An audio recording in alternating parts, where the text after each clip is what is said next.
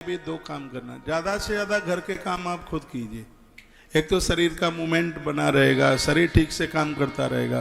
पहले सब बच्चे घर में होते थे, हमारी माँ ने हमें घर में पैदा किया क्योंकि वो चक्की चलाती थी, इसलिए वो रई चलाती थी। मैंने कभी बहुत पहले पूछा, हम घर में जन्मे के अस्पताल में? तो बोलती है बेटा घर में ही पैदा हुआ, अस्पताल में क्यों? और ज़्यादा तरह से तो जन्मभूमि हॉस्पिटल हो गई है। हाँ, सेवा का भाव बना करके रखिए। अच्छे विचारों के साथ जो जीवन जीता है वह भगवान से कभी दूर नहीं होता। ऐसा महात्मा गोकर्ण अपने पिता को बोल रहे हैं। धुंधकारी बड़ा खतरनाक है, धुंधकारी कभी नहाता नहीं। मैं निवेदन करूंगा, पर्व वाले दिन आप स्त्री पुरुष कोई भी हैं, कपड़ों के सहित स्नान कीजिए।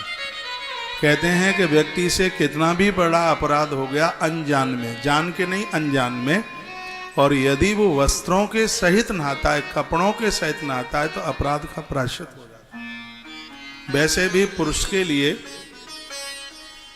कमर के नीचे वस्त्र हो नहाने की बात कही गई, और मातृ शक्ति के लिए पूरे शरीर पर वस्त्र हो नहाने की बात कही गई है।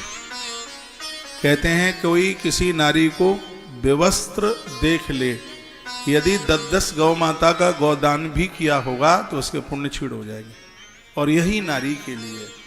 तो जैसे भोजन बहुत छिपकर अकेले में, अब तो ये सब ऐसा ही हो गया है।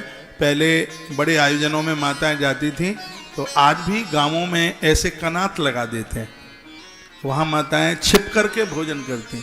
उस नारी की इतनी महिमा है, 3 कामों में उसे कोई देख नहीं पाता। एक है उसका भोजन, एक है शयन, और एक है स्नान।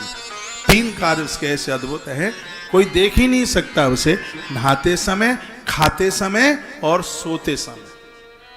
तो यहां बड़ी अद्भुत यह बात कही है कि धुंधकारी स्नान स्वच्छ क्रियाहीनो दुर्वक्षी क्रोध वर्धता, कभी नहाता नहीं।